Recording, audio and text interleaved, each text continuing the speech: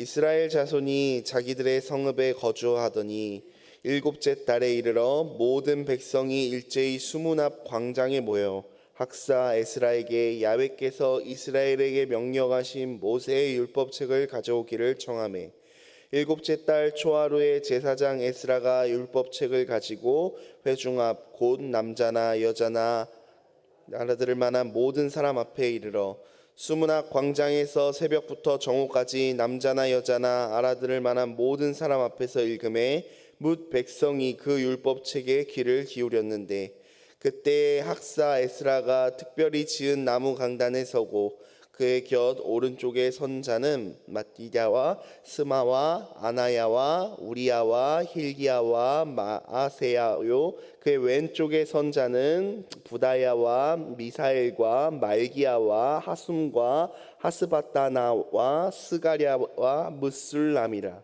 에스라가 모든 백성 위에 서서 그들의 목전에 책을 펴니 책을 펼 때 모든 백성이 일어서니라. 에스라가 위대하신 하나님 야훼를 송축하매 모든 백성이 손을 들고 아멘 아멘 하고 응답하고 몸을 굽혀 얼굴을 땅에 대고 야훼께 경배하니라. 예수아와 바니와 세레바와 야민과 악굽과 사부대와 호디야와 마아세야와 그리다와 아사랴와 호사밧과 하난과 블리야와 레위 사람들은 백성이 제자리에 서 있는 동안 그들에게 율법을 깨닫게 하였는데 하나님의 율법책을 낭독하고 그 뜻을 해석하여 백성에게 그 낭독하는 것을 다 깨닫게 하니 백성이 율법의 말씀을 듣고 다 우는지라. 총독 느헤미야와 제사장 겸 학사 에스라와 백성을 가르치는 레위 사람들이 모든 백성에게 이르기를 오늘은 너희 하나님 야훼의 성일이니 슬퍼하지 말며 울지 말라 하고 느헤미야가 또 그들에게 이르기를 너희는 가서 살찐 것을 먹고 단 것을 마시되 준비하지 못한 자에게는 나누어 주라. 이날은 우리 주의 성일이니 근심하지 말라. 야훼로 인하여 기뻐하는 것이 너희의 힘이니라 하고 레위 사람들도 모든 백성을 정숙하게 하여 이르기를 오늘은 성일이니 마땅히 조용하고 근심하지 말라 하니 모든 백성이 곧 가서 먹고 마시며 나누어 주고 크게 즐거워하니 이는 그들이 그 읽어 들려준 말을 밝히 암이라. 아멘. 오늘은 말씀을 듣고 다 우는지라 라는 제목으로 함께 말씀을 나누고자 합니다. 타지에서 포로 생활을 하였던 이스라엘 백성들이 예루살렘으로 귀환하였고 예루살렘의 성벽이 재건이 되었습니다. 예루살렘이라는 도시가 새롭게 세워진 것이죠. 그들이 그토록 바래왔고 기다려왔고 그 꿈꿔왔던 예루살렘으로 돌아왔고 이전과는 같지 않지만 그들 앞에 번듯한 성벽이 섰습니다. 하지만 이스라엘 백성들에게 있어서 이 성벽을 재건하고 성벽을 세우는 것보다 더 중요한 것이 있었는데 그것은 내면을 새롭게 하고 그들의 내면을 다시금 재건하는 일이었습니다. 백성들은 성벽이 재건되자 수문 앞 광장에 모여서 하나님의 말씀을 듣고 그 하나님의 말씀을 들을 때 회개의 역사가 이 이스라엘 백성들 앞에 펼쳐졌던 것을 우리는 오늘 말씀을 통해 볼 수 있습니다. 그들은 하나님의 말씀을 사랑했습니다. 또한 그 말씀의 권위에 절대적으로 순종했습니다. 그들은 무너진 성벽뿐만 아니라 무너진 그들의 내면을 다시금 재건하려 하였습니다. 그들의 속사람을 다시금 세워나가기 시작했다라는 것입니다.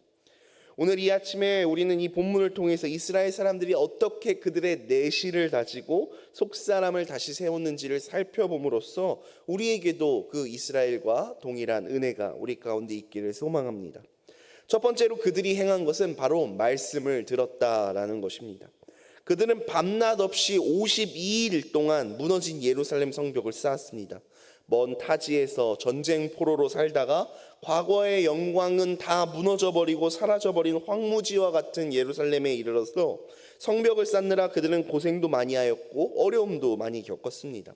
하지만 이제 성벽이 재건되었습니다. 하지만 그렇다고 그 성벽이 재건되었다고 모든 것이 끝난 것이 아니었습니다. 왜냐하면 그들의 마음에 심령의 재건이 필요했기 때문입니다.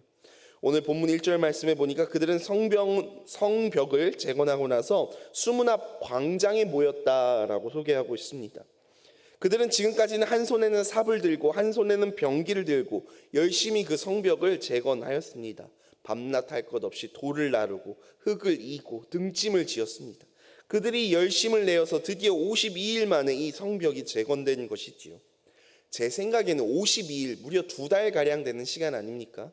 그동안 그렇게 힘들게 육체적 노동을 하고 강행군을 하였으면은 성벽이 재건되었을 때는 조금 쉼도 누리고 잔치도 열어서 이제 서로를 위로하고 이런 것이 맞지 않나라는 생각을 했습니다만, 오늘 본문의 이스라엘 백성들의 모습은 조금 제 생각과 달랐던 것을 볼 수 있는데요.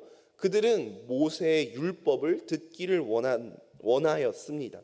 그래서 그들이 일제히 에스라에게 성경 말씀을 가르쳐 달라고 요청합니다. 당시에는 그 성경책이 너무나도 희귀했기 때문에 개인이 소장하는 것은 꿈도 꿀 수 없었습니다. 그래서 그들은 공적으로 모두가 함께 모여서 하나님의 말씀을 듣기 시작합니다. 에스라는 그들의 요청을 듣고 즉시 율법책을 가지고 그들 앞에 섭니다. 에스라가 새벽부터 시작하여서 정오까지 약 6시간 정도 되는 시간을 말씀을 읽었다라고 합니다. 그는 단순히 성경을 읽은 정도가 아니라 그들이 이해될 때까지 그 말씀을 풀어주고 해석해줬다라고 합니다.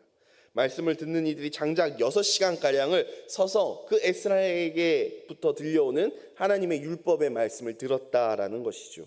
그 시절에 마이크가 있었겠습니까? 스피커가 있겠습니까? 그늘막도 없던 그들에게 마지못해서 그들이 어떤 하나님의 말씀을 듣는 것이 아니라 눈과 귀를 총동원하여 그 하나님의 말씀을 경청하였다라는 것이죠. 그들은 마치 목마른 사슴이 시냇물을 찾는 것 같이 하나님의 말씀에 귀를 기울였습니다. 그뿐만이 아니라 성경을 읽기 시작하자 일제히 일어서서 그 말씀 앞에 존경과 그 권위 앞에 존경을 표하는 것을 볼 수 있는데요. 오늘 우리가 읽은 본문의 5절과 6절 말씀입니다. 제가 다시 한번 읽어보겠습니다. 에스라가 모든 백성 위에 서서 그들의 목전에 책을 펴니 책을 펼 때 모든 백성이 일어서니라. 에스라가 위대하신 하나님 야훼를 송축하매 모든 백성이 손을 들고 아멘 아멘 하고 응답하고 몸을 굽혀 얼굴을 땅에 대고 야훼께 경배하니라. 아멘. 에스라가 모든 백성들 앞에 서서 그들의 목전에서 책을 펼 때 백성들이 함께 일어났습니다. 그리고 에스라가 위대하신 하나님 야훼를 송축할 때 모든 백성들이 손을 들고 아멘 아멘 응답하며 하나님을 경배했다라고 합니다. 그들이 얼마나 말씀을 사모했는지 6시간 동안이나 하나님의 그 율법의 말씀에 청종하였습니다. 장작 6시간 동안 서서 그 광장에 모여서 말씀을 청종하는 그들의 모습을 한번 상상해 보십시오. 얼마나 감동적인 장면입니까? 말씀을 사모하는 이 백성들의 모습 앞에 오늘날을 살아가는 제 모습을 한번 비춰보게 되었던 것 같습니다. 사랑하는 여러분, 우리는 오늘날 어떠한 자세로 그 하나님의 말씀을 듣고 있습니까? 또한 어느 정도로 성경을 읽고 그 하나님의 말씀을 사모하며 살아가고 있습니까? 하나님이 어떤 사람을 살피시고 어떤 사람의 복을 준다라고 성경이 약속하고 있던가요? 이사야 66장 2절에 보니까 말씀을 사모하는 갈급한 마음과 말씀 앞에 떠는 자를 하나님께서 기억하여 주시고 보살펴 주시고 복을 주신다라고 약속하는데, 오늘 우리의 모습은 어떠한가요? 우리가 말씀을 읽고 묵상할 때 하나님의 복이 그때부터 시작되는 줄 믿습니다. 우리의 심령이 부흥되기 시작합니다. 우리의 교회가 부흥되기 시작하는 것입니다. 계시록 1장 3절은 우리에게 이렇게 말씀합니다. 이 예언의 말씀을 읽는 자, 듣는 자와 그 가운데 기록된 것을 지키는 자는 복이 있나니 때가 가까움이라. 아멘. 우리 믿음의 선배들은 이 말씀 읽기를 참으로 즐겨하고 좋아했던 것 같습니다. 말씀을 듣는 것을 너무나도 사모했던 것 같습니다. 얼마나 사모했는지 우리 이 조선 땅의 1세대 크리스찬 그 믿음의 선배들이 얼마나 성경을 사랑하고 얼마나 그 성경 말씀 듣기를 즐거워했는지 모릅니다. 우리가 너무나도 잘 아는 1907년에 그 유명한 평양 대부흥성회가 열립니다. 기록에 의하면은 이 평양 땅에서 성경 사경회를 한다라는 소식을 듣고 전라도 목포에서 이불짐과 먹을 것을 싸들고 이 평양 사경회에 참석하기 위하여 걸어서 참석했다라고 합니다.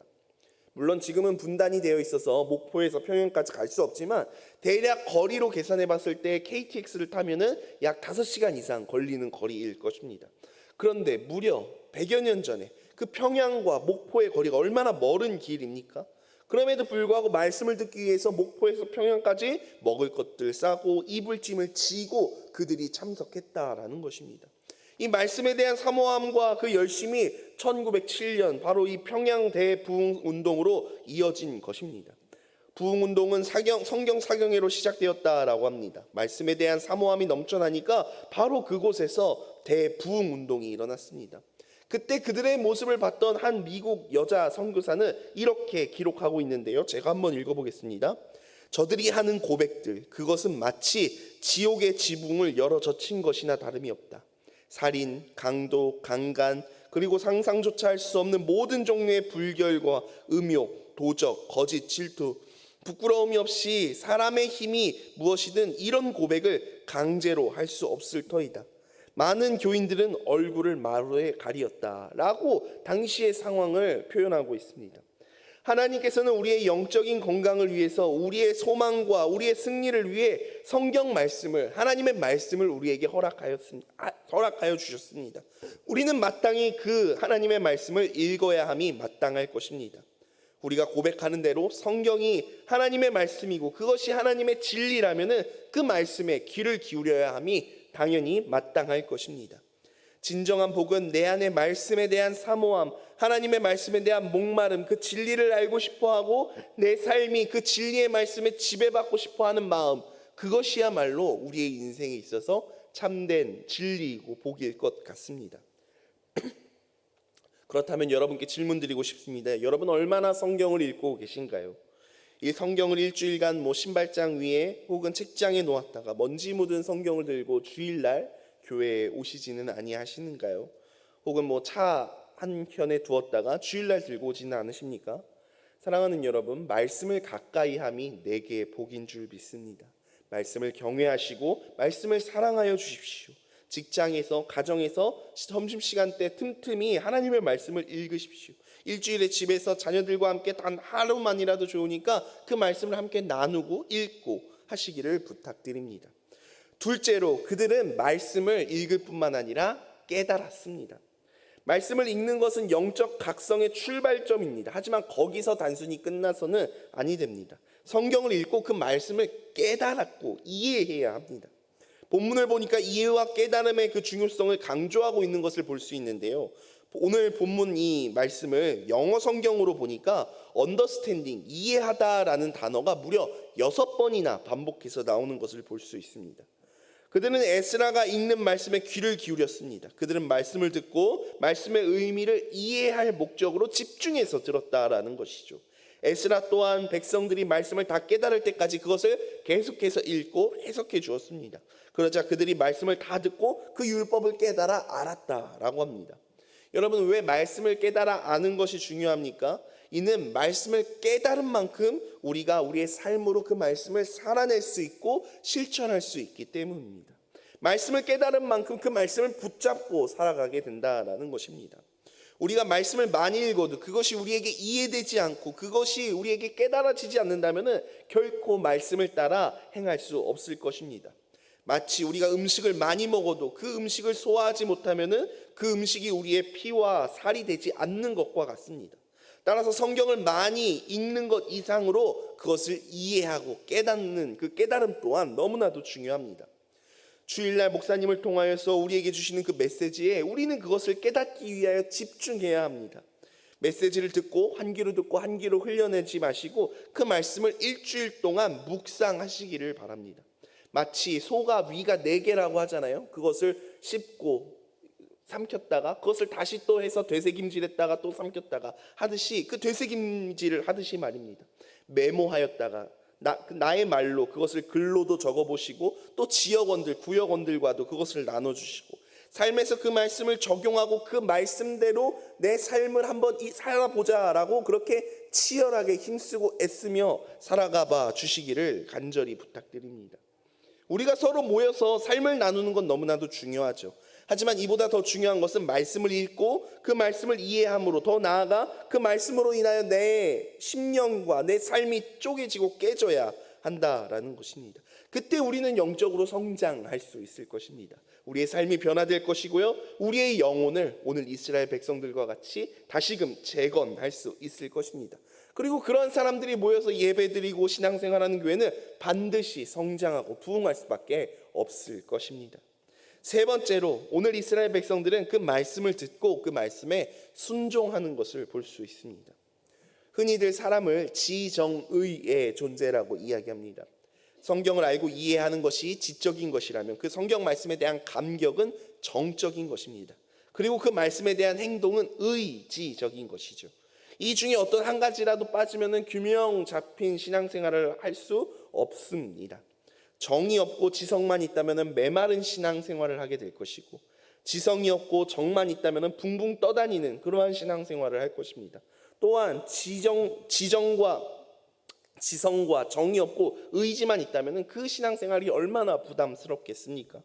오늘 본문의 이스라엘의 신앙은 균형 잡혀 있었습니다. 그들은 성경을 읽고 그것을 깨닫고 깨달은 말씀을 정적으로 반응했고 의지적으로 순종하며 나아갔습니다. 오늘 본문 9절 말씀에 보니까 이렇게 말씀합니다. 백성들이 율법의 말씀을 듣고 다 우는지라 라고 이야기합니다. 그들은 말씀을 듣고 그 말씀을 깨닫고 나서 울었다라고 합니다. 그들이 왜 울었을까요? 말씀에 감동하였기 때문에 그들이 울었을까요? 물론 말씀에 감동되어서 울었을 것입니다. 그러나 느헤미야 전체의 문맥을 살펴보면 그들의 눈물은 죄에 대한 통회함에서 오는 눈물이었습니다. 그들은 말씀을 듣고 그 말씀으로 말미암아 자신의 양심이 찔렸습니다.